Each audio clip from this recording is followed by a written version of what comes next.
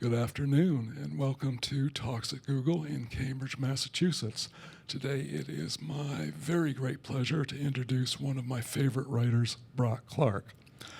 Brock is the author of 6 books, most recently The Happiest People in the World and An Arsonist Guide to Writers' Homes in New England, which was a national bestseller and has appeared in a dozen foreign editions. His stories and essays have appeared in a number of prestigious publications. He received a National Endowment for the Arts Fellowship in 2008 and has twice been a finalist for the National Magazine Award for Fiction. He teaches creative writing at Bowdoin College. In addition, he is one of my favorite writers. I admit it, I'm an unabashed fanboy. I promised I wouldn't gush, so that's it. I find his fiction simultaneously heartbreaking and uplifting, and I don't feel the same about the world or myself after finishing one of his darkly funny novels. Please join me in welcoming Brock Clarke. Thank you, John. Hello. Thank you for having me. Thank you for coming. I'm going to read from this new book. It's called The Happiest People in the World. Can you all hear me okay? I was told I have this helpful note to project, but I also have a terrible history with microphones, feedback, people weeping in front rows, fleeing. So I'll try hard not to replicate that experience. Anyways, this book is called The Happiest People in the World, and the origin is I went to Denmark in 2005 with my wife had worked there. My wife's son and I went. And before I went, I had never even thought of Denmark as a place other than a place I would go. I mean, when I thought of Denmark, I thought of tulips and windmills, which meant when I thought of Denmark, I thought of Holland, an entirely different country. That's how little I thought about it. And when I went there, I absolutely fell in love with the place, the way I do, at least, with the most unlikely places, the least likely places. I was really happy there. I thought of this place as the place I could live and be a different kind of Brock Clarke, which I always desperately want to be. And anyways, I was forced finally to go home. I had work, my wife had work, and I thought about Denmark a lot. I kept thinking about it as this sort of place that mysteriously meant something to me. And then not long after that, these cartoonists for Jyllands-Posten, which is a newspaper in Copenhagen, were asked to draw cartoons of the Prophet Muhammad as they saw him, and they did that. And one of them in particular drew this cartoon of Muhammad with a bomb under his turban, and some of the expected things happen. And I began to think about this. The Danes are always called the happiest people in the world. They're found by these studies to be the happiest people in the world. And I'd wondered about that weird intersection of people who are supposedly happy, making other people in their same country profoundly unhappy. And as usual, because writers are among the most mercenary people in the world, I tried to figure out how I could make this into a novel.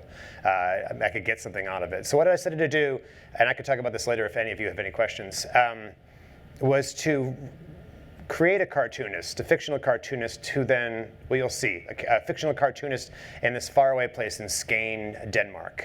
What I'm going to do in reading this, I'm going to read an opening chapter and then I'm going to skip around a little bit. It's a novel with a number of different points of view, and then I'll wrap up and I'd be happy to answer questions either along the way or at the end.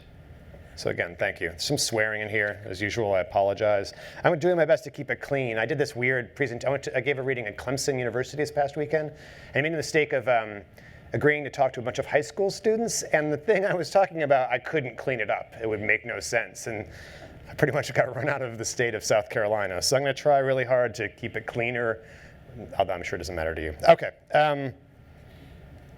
What is only slightly less well known is that soon after the first Danish embassy was torched, soon after the first death threat, soon after the first attempted murder of the cartoonist, the editor of a newspaper, The Optimist, in Skagen, Denmark, asked his staff cartoonist, he had only one, it was a weekly newspaper with a small circulation, to draw a cartoon depicting in some way or other the controversy over the by now infamous cartoons of Muhammad. Me, the cartoonist asked. His name was Jens Bedrup. He'd worked at the paper for 9 years. Mostly he drew cartoons of local interests, tourists eating hot dogs while walking too slowly in the pedestrian mall, grizzled fishermen acting surprised at seeing fish they just caught on display at the market, as though to say, "What are you doing here?" Scanians caught in bad weather and making the best of it. In fact, his most recent cartoon had been of a man and a woman standing under a roof, and the man saying, "At least we have a roof over our heads," and the woman not saying anything, just looking miserable because she was drenched, and so was he, because the rain was blowing sideways, and the roof structure they were standing under had no walls. Yes, you. Why, the cartoonist asked. Of course, he'd been following the whole thing on television, on the radio, in the newspaper. It made him anxious, angry, annoyed, the way things do when you don't know whom to blame. But then again, these cartoons had been published in a Copenhagen newspaper, and Skane was as far away from Copenhagen as you could get and still be in Denmark. Anyone here ever been to Skane? He asked lamely. No. So Denmark's like a tip of a finger, and the very tip bending east is Skane. So I looked on the map and I thought, where's the furthest place you could get in this country where you could not escape from? And then I chose that place. That's Skane. In fact, it was common for people in Skane, after learning of some outrageous news coming out of the nation's capital 5 hours to the south, to shrug it off by saying, but that's Copenhagen. Because this is important, the editor said. I think you'll do a good job. I can't think of anyone I'd rather do this job than you. The cartoonist recognized that this was tainted praise, or at least praise with an ulterior motive, but that did not mean he was immune to it. He thought for a minute. He would have asked his wife her opinion, but she had gone to visit her parents in Aarhus and wasn't due back in Skane for another week. He could have called her on the phone, of course, but things had not been going too well with them. Lately, every little disagreement threatened to turn into a large argument, which then threatened to turn into a referendum on the marriage itself. And one of the things they most often argued about was the cartoonist's unshakable optimism, his belief that everything was going to be just fine. He knew if he called and asked her whether he should draw the cartoon, she would question his mental health. I don't know what you're so worried about, he would then say. I think everything's going to be just fine. And then she would mockingly call him the Skane Optimist, which, in addition to being the name of the newspaper, was also the name of the weekly cartoon. In fact, the cartoon of the man and his wife getting wet from the sideways rain had been based on something that had happened to them, twice. The cartoonist thought that by having the wife in the cartoon remain silent, in real life she had not remained silent, his wife would not recognize herself in the cartoon. But this turned out to be yet another example of his over-optimism. So instead of calling his wife, the cartoonist let his mind argue with itself the way it does when it's about to let you do something you'll later regret. You really shouldn't do this, his mind said. But I'll do a good job. The editor said so himself. The editor is a liar. Yes, but no one is a liar all the time. But you don't even have a strong opinion about all this. Who better to draw a cartoon like this than someone who doesn't have a strong opinion? Tell that to people who have strong opinions. This is the Skane Optimist. No one is ever going to see the cartoon anyway. Then why do it? Because it's my job. And with that sentence, a good many arguments that should go on for much longer are brought to a close. Fine, the cartoonist said to his editor, I'll do it. Good, the editor said, I'll need it before you go home tonight. After receiving his assignment, the cartoonist took a long walk through Skane, his heart narrating his journey. Skane, the town between two seas, the town with the pretty yellow houses with the red tile roofs and the neat yards, the town with the wet wind and the cold sand, the town that painters in the 19th century made famous for its light, the town where the eastward moving waves from the North Sea crash into the westward moving waves from the Baltic, and the spectacle is so great that even the skeptical end up taking too many pictures. The town so orderly and good that even the hulking tankers from Sweden and Norway and England and Germany patiently wait in lines that stretch from one sea to another before easing into the docks at Skanehaven. The town where my parents were born and where they died. The town where I was married in the big white church with the little white clipper ships dangling from the ceiling and between the chandeliers. The town I have lived in for 42 years. The town I love. It is said that the Danes are the happiest people in the world, and if that's true, then the people from Skane are happier even than that. That was what the cartoonist was feeling, and he was also feeling that some of the cartoons Newlands posted had made him unhappy, and so had his violent reactions to them, and now so had this assignment. That's when he got his idea. He went back to the newspaper's office, drew a cartoon featuring a group of unhappy Danes. One knew they were Danes because they were frowning inexpertly, as if unhappiness had come to them only recently and they didn't quite know how to show it. And one also knew they were Danes because they were white. And hovering over them like an ominous cloud was the cartoonist's rendering of the now infamous cartoon of Muhammad with a bomb in his turban. Once he was finished, Jens handed the camera to his editor saying, I think this is pretty good. The editor looked at the cartoon. He had been the newspaper's editor for 3 years, and he hated the job. The constant deadlines, the ink everywhere, the reporters' bad-tempered arguments about what constituted good grammar, the general sense of everything having been much better yesterday. He could have just quit. I was a newspaper journalist for a while, so that's the one thing I remember about being that thing. He could have just quit, but the newspaper's publisher was his father. The paper had been owned and run by his family for almost 2 centuries. Quitting the paper would be like quitting his family, something that seemed less possible the more he wanted it. The editor just hadn't been able to figure a way out of the whole mess until now. I do think it's pretty good, the editor said to the cartoonist. Then he published it the next day. Less than a week later, the Skame optimist decided, after someone had thrown Molotov cocktails through its windows, to shut down after nearly 200 years of continuous publication. Meanwhile, the cartoonist, accompanied by agents from the Danish Security and Intelligence Service, had gone to his in-laws' house in Aarhus. His wife had met him at the door. She knew by now about the cartoon. It and the cartoonist had made the television news. She also knew about the death threats. They'd made the news too. Everything is going to be just fine, Jens had told her repeatedly on the phone over the previous week. Oh, Jens, she replied, what were you thinking? I was thinking everything was going to be just fine, he'd said. But she didn't know yet about their house. Someone had set fire to it 6 hours earlier. He told her about it. Gone, she said. I'm sorry, Ilse, he said. Gone, she repeated.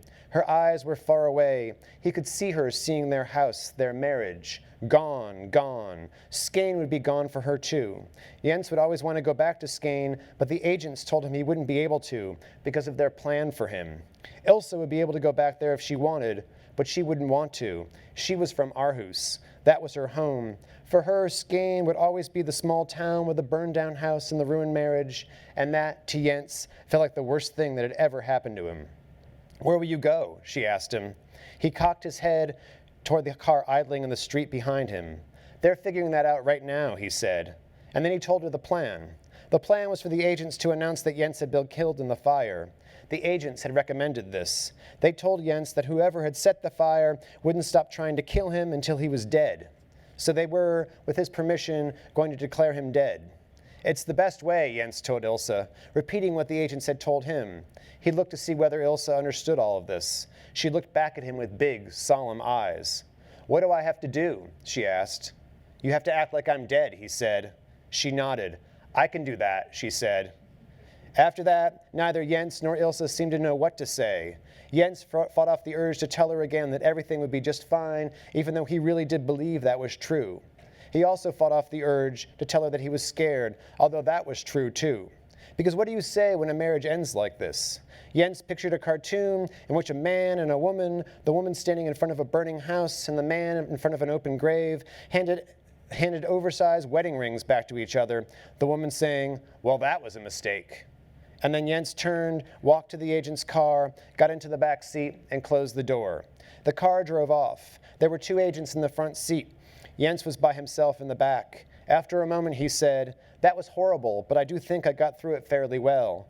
But the agents didn't respond. Possibly they didn't hear Jens because he was crying so hard as he spoke, or because they were busy figuring out where they were going to take him next, where he was going to run. Okay, so the next chapter, which I'm going to skip over, is from the point of view of Tariq, who's the young man who burned down, or he burned down Jens's house. He's going to appear in a chapter I'm going to read in a little bit. Okay. 2 years later, as Jens Bajdrup was in one city, it was in Berlin, to which he'd already run, preparing to run somewhere else, Jens asked the agent guarding him where she would run if she were him. The agent was standing at the window, looking at the street, her right hand on her holstered gun, her left hand holding the radio to her ear. With her free ear, she must have been listening for the sound of Jens's suitcase shutting and latching, and when she didn't hear it, she turned around and said, "Hurry." Long before this, Jens had been handed off by the Danish Security and Intelligence Service to a series of agents who spoke to Jens and each other in an accent that could have meant they were Americans or could have meant they learned to speak English from watching American TV. As for Jens, his English was both unaccented and perfect, as it was, of course, required to be by the Danish educational system. He shut his suitcase and asked her, "Where are we going now?" The agent looked back out the window and sighed in a way that seemed intended to let Jens know how peeved she was that he and his little cartoon had put her in a position where she was forced to actually do her incredibly boring and dangerous job. "You know about as much as I do," she said. This, of course, was completely untrue. As with everyone who kept him safe, she knew exactly why he had to leave and where he was going next. As with every one of his safekeepers, she never told him what she knew, including why he had to keep running if everyone thought he was already dead. Credible threat was all she would say when he asked. There's a credible threat. As with every one of his safekeepers, this made Jens totally dependent upon her, and it also made him fall in love with her a little bit, and it also made him want to go somewhere remote where he would never see her again. If you were me and you wanted to go somewhere so remote that no one would ever find you, Jens asked her, where would you run? Without hesitation, she said, Broomville. Where, he said? Exactly, she said. Okay, so this is about to move to Broomville. Broomville is a town I made up in upstate New York that's a little bit modeled on a town called Boonville that I very cleverly disguised by adding a consonant and a vowel. They're never going to find out. Yeah, this is chapter 5. Maddie was in his office, even though it was a Friday night. Outside, it was dark, dark. Inside, the overhead lights were flickering like there were small animals up there, chewing on something important, or just running back and forth, enjoying their Friday night, having a good time messing around with the long fluorescent tubes. I'm not even supposed to be thinking about you, he said into his cell phone, let alone talking to you. So don't talk, she said, just listen. So Maddie did that. She talked for a long time, long enough for him to understand that after she'd ended their affair 7 years earlier, she'd been so angry at him and at Broomville and at the fucking world that she decided to go work for the CIA. Long enough for him to understand that, in her capacity as a CIA agent and his capacity as an American citizen, she wanted him to do her a favor. Long enough for him to get up out of his chair, walk out of his office, out of the building, out into the parking lot. He kept turning in circles while he listened to her talk. Way off to the west was the big dark nothing of the lake. To the east was the big dark nothing of the mountains. A half mile to the north was the town, the little square that was actually more like a trapezoid, the gazebo, the monument, the diner, the bar, the other bar, his house, which, before they died, had been his parents' house, the river that eventually ran into the lake. Right in front of him, to the south, was the Broomville, New York junior-senior high school. But from where was she calling? What direction was she? Anyway, when she was done talking, Maddie said, "You've got to be kidding me." "You sound different," she said. "Are you outside now or something?" "The CIA?" he said.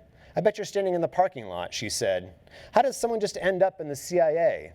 "The old Broomville junior-senior high parking lot. The sky is full of stars here," he said. "The sky is full of stars here too," she said. "Are you outside?" "No, but I'm just guessing." "What exactly did this guy do anyway?" "I can't tell you that." "Why not?" She didn't say anything right away. The only thing he could hear was breathing, and he wondered, why is it that when someone breathes in your ear on the phone, it's either sexy or sinister, but when someone does it in person, it's mostly just annoying? "Because I don't want to," she finally said. "Fair enough," Maddie said, and immediately he wished he hadn't.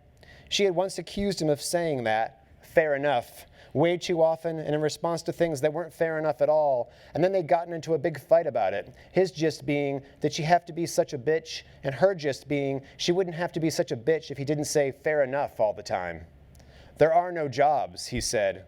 "Then fire someone. There has to be at least one person there who deserves to be fired." "There's no one," he said, but too late. He was already thinking of someone. "I'm not giving your buddy a job," he said anyway. "Any old job will do," she said, "and he's not my buddy." "No," Maddie said. "Let me just make 2 points. He's an internationally wanted criminal." "He's not a criminal, Matthew," she said, "unless being clueless is a crime."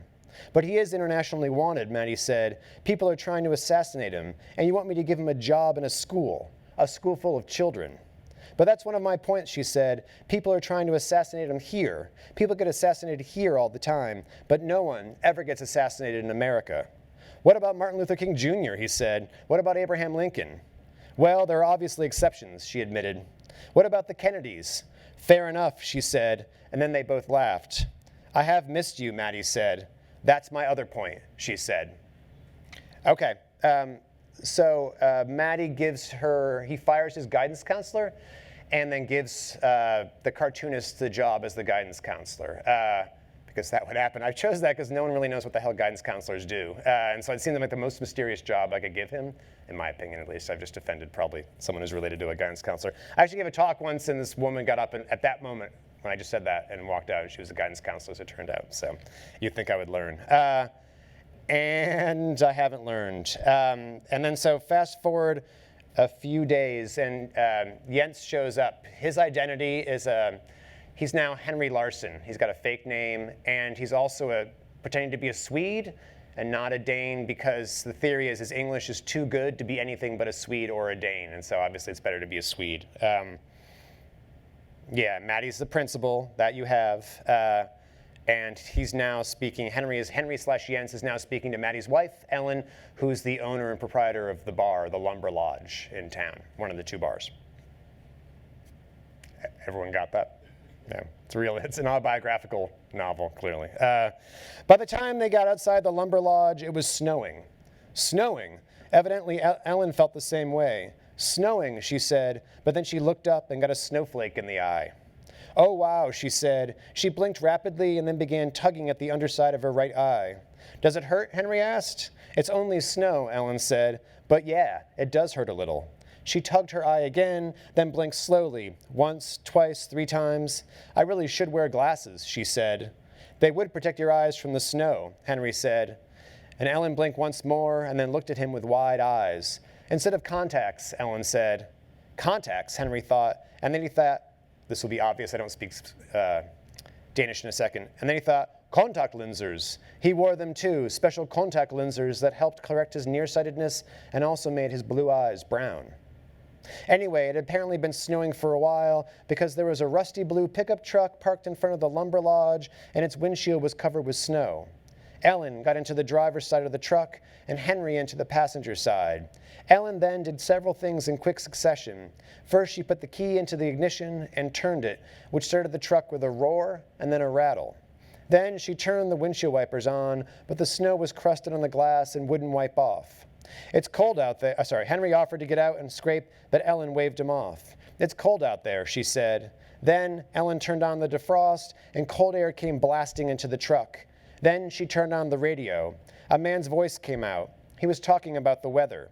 They listened for a few seconds, and then Ellen punched a button on the radio, and another man's voice came out.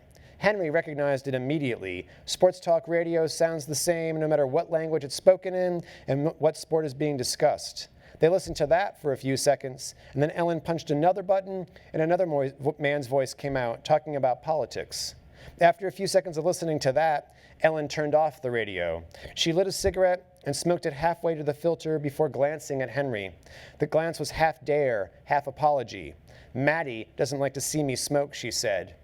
Finally, she put the car in gear. To Henry, all this seemed like preparations for a very long journey, but not even a minute later, Ellen stopped the truck and said, "We're here." In this way, Henry learned several things. That once Americans were out of the cold and in their trucks, they did not like to get back out into the cold, even if it meant making the inside of their trucks as cold as the outside. That American weathermen like to refer to snow as the white stuff. That American sports talk radio announcers like to say about something, "There's no doubt about it," before then expressing their many doubts about it. That American political commentators like to preface their comments by saying "no offense," before then saying something offensive. The political commentator on the radio had said to whomever he was talking to, "No offense, but you have to be the stupidest human being on the planet." That Americans were very impatient people with very short attention spans. That Americans believed that as long as they were inside their trucks, they were invisible, and that as long as they smoked cigarettes inside their trucks, they would not then smell like cigarettes once they exited their trucks, and that in general, Americans thought their trucks were magic.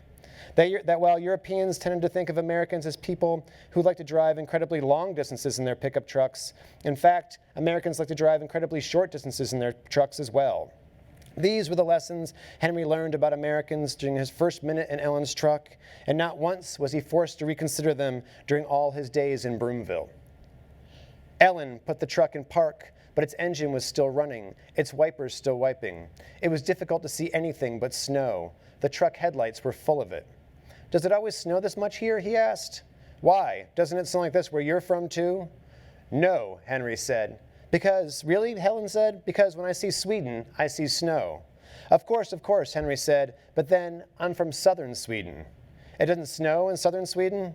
"It does, but not often in October." "It doesn't usually snow this much in October here either," Ellen said. She turned off the truck and the headlights too, but still there was snow, still there was light. Not too far in front of them and much higher off the ground, a ring of light towers. Henry supposed they had something to do with this baseball game. In a moment, he and Ellen would get out of the car and start walking in that direction. And what then? Something is about to happen, Henry thought, but what is about to happen? He wanted to reach across the bench seat to grab Ellen's hand, but instead he said, "It's beautiful." "Snow is always beautiful in October," she said. "I really think I'm going to like it here," he said. "Okay, listen," Ellen said, "you shouldn't talk like that." "Talk like what?" Henry asked. He seemed genuinely, almost pedagogically concerned. If he had a pad of paper, Ellen was sure he would have started taking notes on the subject. In fact, he reached into his jacket pocket as though looking for something to write on and with. And then he reached into the other jacket pocket. There was clearly nothing in either. Then he looked even more concerned. Ellen didn't think she'd ever seen a face like that, so wide open. Ellen didn't think she'd ever seen someone who clearly wanted advice, who wanted to be helped. "Like you talk," Ellen said. "I really think I'm going to like it here. If you say things like that, these people will eat you alive." "Even the students?" "Especially them."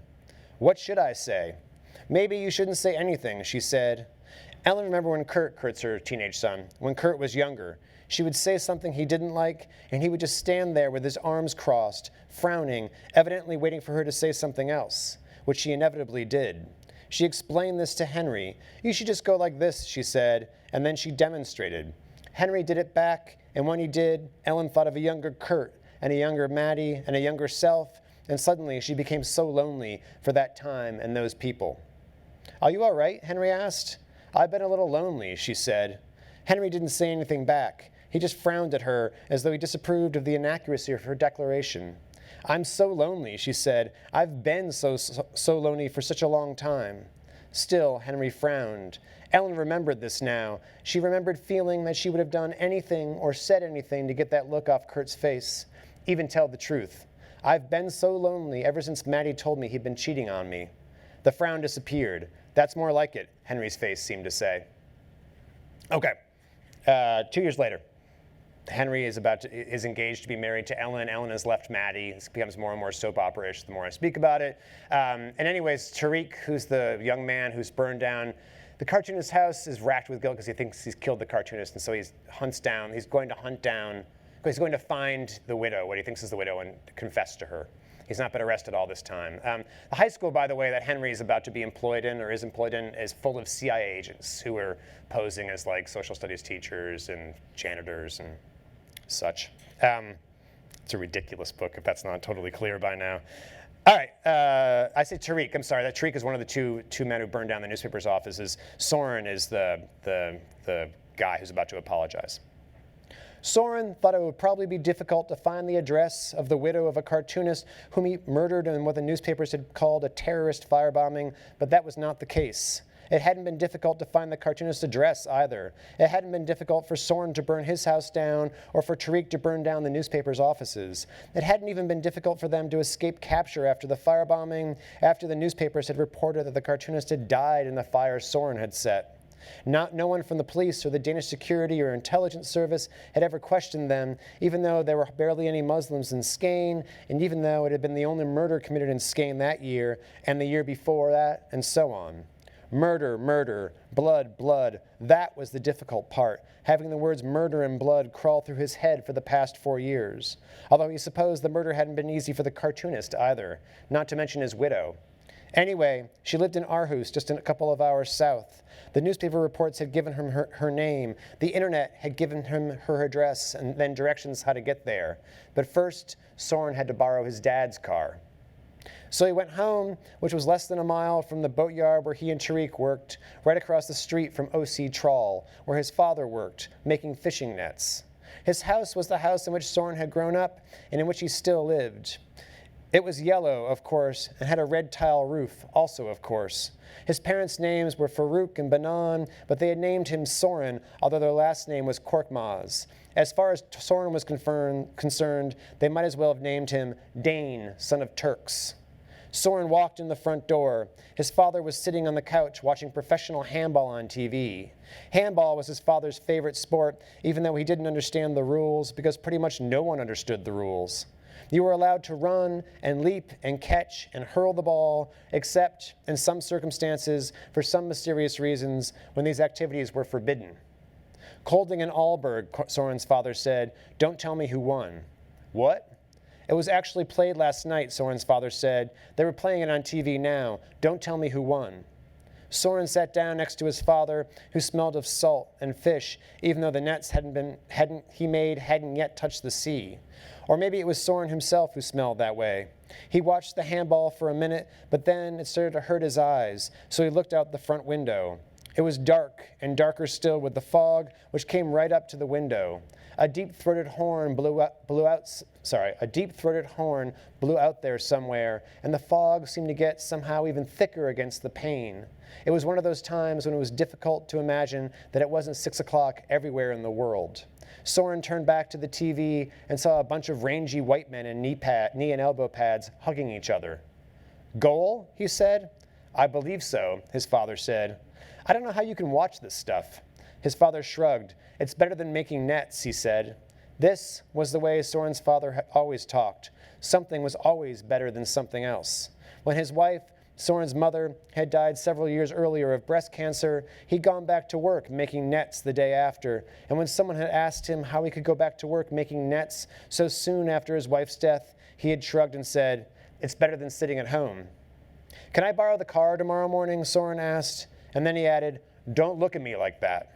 "Look at you like what?" Soren's father said, still looking at him like that. His father's look, it had always been there, but it had gotten more intense, more squirm-inducing, more knowing since Soren had accidentally murdered the cartoonist.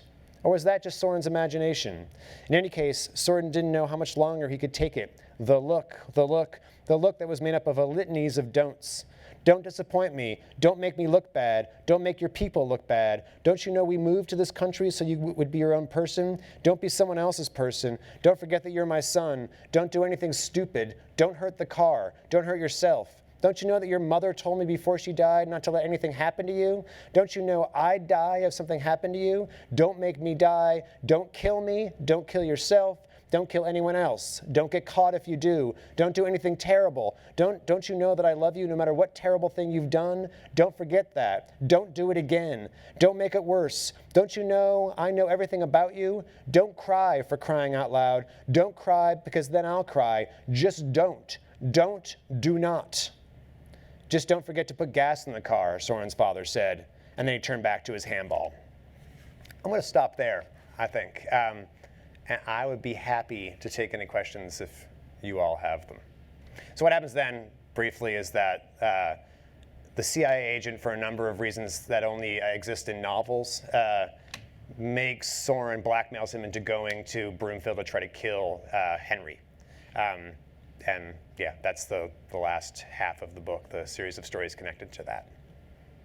Yeah, so I'd be happy to answer questions if anyone has them. I mean, the question would be, what the fuck, right? Like, that's the operative question. Were you saying yes back there? Was that your hand like that? Yeah. I guess I'll ask. Yeah, sure. Where does it come from? Did it start fully formed as a story? Did it start as an idea or a character? Like, how does it? It began with my experience, brief experience in Denmark, right? Thinking about it as the happiest place in the world, the home of the happiest people in the world, and the irony of these cartoons being drawn there, making these people really unhappy. But then I began to think about so I wanted this book to exist not as a reaction, a commentary on the cartoons, the reactions to the commentary, but a story of these characters whose lives had sort of gotten out of their control. And partly because they didn't realize they had other options. They believed that what they did were inevitable and couldn't be objected to. And then once they realized they were not inevitable, it was too late to fix them. I guess my novels and my stories are always about people who don't realize that there are other options. And then they're the stories of them trying to live their lives despite the bad choices they've made. And then I just don't let them, because you set characters on a path, then you should actually let them stay on that path no matter what. I guess maybe the other question is, why send this guy to upstate New York? Partly the answer is autobiographical. I'm from there, and I like the cheap irony of someone from the happiest place in the world going to the home of the least happy people in the world, which is my experience with upstate New York. I mean, perversely, that makes me happy to be there, though. I like grouchy people, and so I also wanted to write a spy novel in which the spies were bumblers and in which the locations, the locales of the novel were not Paris, Istanbul. They were not someplace exotic. They were someplace that the world had forgot. And partly to give myself a chance to write about these places that no one in the world really cares about, which for me is upstate New York. And the irony for me is I wanted to see what this cartoonist would be like. He's gotten a new lease on life in this terrible place, which makes him really happy for a while. And I wanted to see what effect he would have on the people in that town. I also wanted it to be about American surveillance, American violence. It's by far the most violent book I've ever written, although you don't see it in any of the chapters I read. I wanted to think about these things going on in America, but I did not want to do a straightforward commentary on those things. I wanted to do things that would surprise the people who maybe had made up their minds about these cartoons and the cartoonist coming into the book. It's a long, convoluted answer to a really precise question. Thank you. It's been really great to be here. And yeah, thank you for having me. Thanks for listening. I appreciate it. Thanks.